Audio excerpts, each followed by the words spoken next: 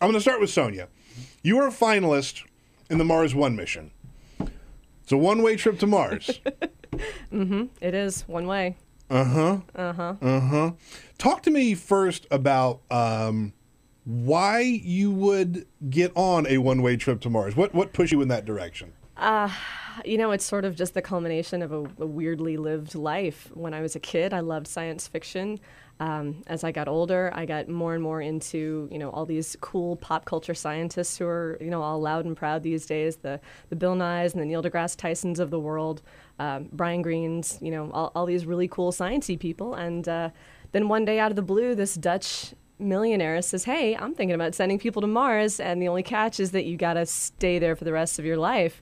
That's just that. How do you not throw your hat in the ring for that? Isn't it great how we've sort of evolved a little bit, by the way, from like the whole reality TV thing to now where some of these superstars are guys like Neil deGrasse Tyson and Bill. I love that. I love that science is cool. Makes me feel better about the world. I'm not gonna lie to you. Totally. So you had this love of space. You saw this opportunity. What's the end goal by taking a trip to Mars? What is it that you hope to achieve by going there? Well, I don't see it as an end goal. I see it as just the very next step that we have to take. There's just so much great stuff that comes out of our efforts to go deeper and deeper into space. Look at all the amazing technology and all the amazing stuff we got out of the space race back in the 60s. It wasn't just new technologies; it was new economies. And America and the world in general, I think, it benefits immeasurably when we stretch ourselves, when we force ourselves to collaborate with other people, and when we dream about possibilities that seem impossible right now. So this is a one-way trip. It is a one-way trip.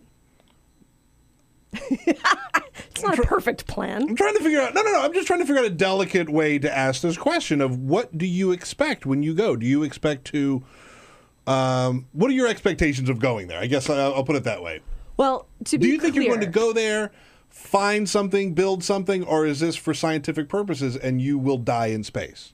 All of the above. Okay. All of the above. Okay, cool. Yeah. We've broken that ice then. Yeah. I had to break that ice. Oh, I don't have any illusions that this is going to be comfortable or pleasant or anything like that. Yeah. And to be honest, I'm not even really sure this is going to happen, in the time frame that they're talking about. Sure. There's a lot of big ifs here that we still have to, figure out. But you're open to it. That's what's important right now. No, absolutely. There's, Mars, and then what? Yeah. Let's establish the colony. Let's see if we can figure out how to keep humans alive on that cold red rock, and then let's see if all of our assumptions and hypotheses are correct, and then keep going. Jason, when she spoke to you about going to a one-way trip to Mars, what was your initial reaction? I think I blacked out. Yeah. And like I would imagine. Yeah, and like most people in the society, I thought, well, what about me? Yeah. You're leaving me. Yeah. And eventually, I realized somehow colonizing Mars in a worldwide endeavor wasn't really about me. Right. She talks about the practical benefits of this. What she also talks about a lot are the benefits to us all. Achieving that Star Trek world where we're not America and China and Russia, but we are all in this together.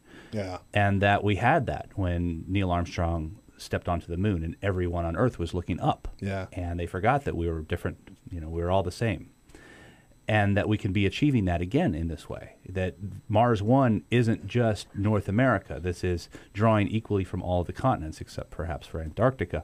But this is One day. And it'll be ours. Although Antarctica might be a little less pleasant to live in than Mars itself, so only marginally. Yeah, right. Yeah. Right. I was one way she sold it to me was that this could actually be good for humanity. That's what when I hear this story, right? That's my takeaway from it. Is I know it's a movie script on some levels, but like we're facing some real problems here. Yep. On this planet, and we're gonna have to deal with them. Our kids are gonna have to deal with them. Their kids are going to have to deal with them. But at some point, we may just use this planet up. So then what? Might be good to have a spare. Got to have a spare, right? Spare planet's always good to have. Yeah. Is that part of it for you, Sonia? Absolutely. One of my favorite parts of this mission is that sustainability, reusing, reducing, recycling, all of that is going to take on huge meaning when we go to this other red rock. And the implications for sustainability on this planet are incredible. We're going to be recycling our air, our water, every shred, every fiber, every atom that we have up there that we can use. We're going to use it until we can no longer use it, and we're going to find new ways to use it then. And I feel like that's just one of many advantages to a mission like this. We talk about one of the biggest objections to space exploration here on Earth is that we should be spending money on this planet. We've got problems that we need to solve on this planet. It's not a zero-sum game. We can do both things, and the things that we're going to learn by trying to get to Mars and by going there and actually doing things there are going to reap benefits here on this planet. That is my least favorite argument, and almost every category is like, oh, we have to focus here. We can't worry about this. We've got to worry about this. You're right. We can do a couple things at once, right? Yeah, we can multitask. We're fairly evolved here. We're good at this now. Yeah, right.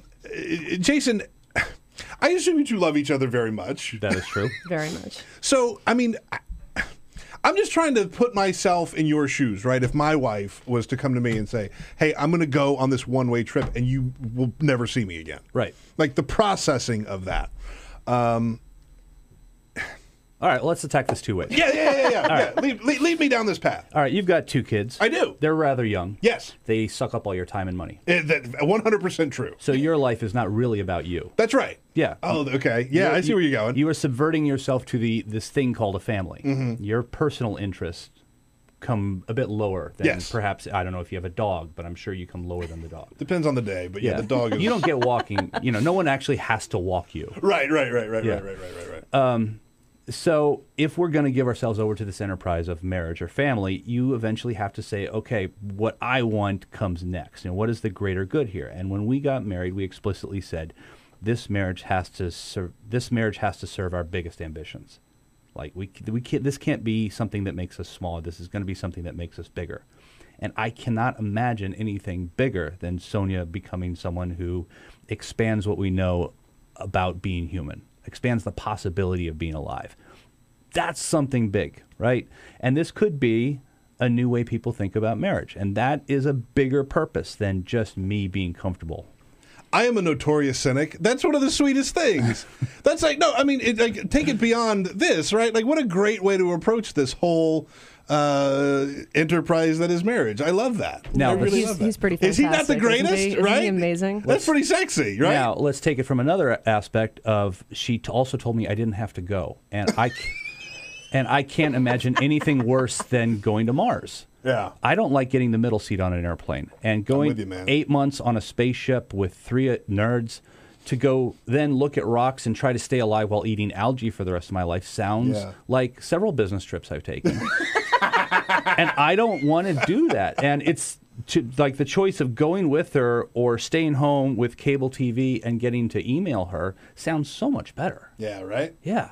You could be taking this trip to Mars a one-way trip. And Jason is totally okay with that.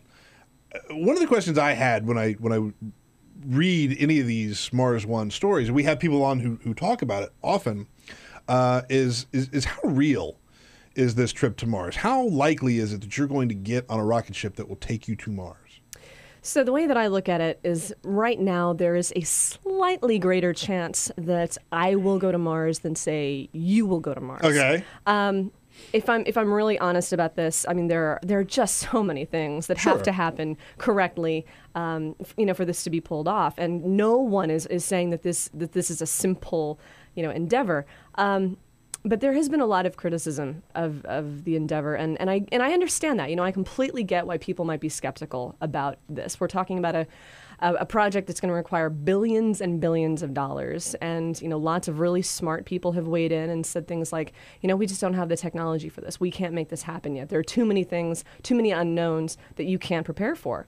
And I get that. I really do. But what I think a lot of that tends to overlook is that before anything magnificent like this happens, someone has to say, in the face of, all the naysayers, we are going to do this.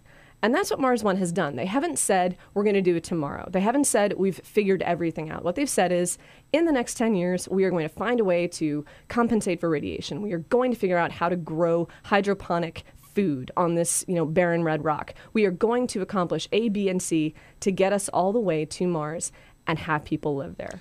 It sounded like the Kennedy, JFK, we're going to put a man on the moon. Yeah, but when he said that, we didn't have rockets that could leave our atmosphere. Right. Right. We know we can land trucks on Mars and then, joystick them around. We can do all this stuff already. We are so much further along now than we were back then. But we've lost our ambition as a society. We think, oh my God, we can't possibly raise $6 billion, even though that's a ninth of what Putin spent for the Sochi Olympics. Yeah. And the toilets didn't even work there. That's well put. It really bums me out to see how far we have distanced ourselves from space exploration, really and truly, for a lot of different reasons. Number one, for the spare planet that we talked about earlier, but all the great innovations that we enjoy today here on this planet from space exploration. But if it's any consolation, I spent this last weekend at the Mars Society annual conference, and the overwhelming theme from the weekend is not that we can't do it. We know how to do it. The boys from JPL and NASA and ESA have all said this. The problem is just the money. If we can muster up the public support for it, we're going to get this done.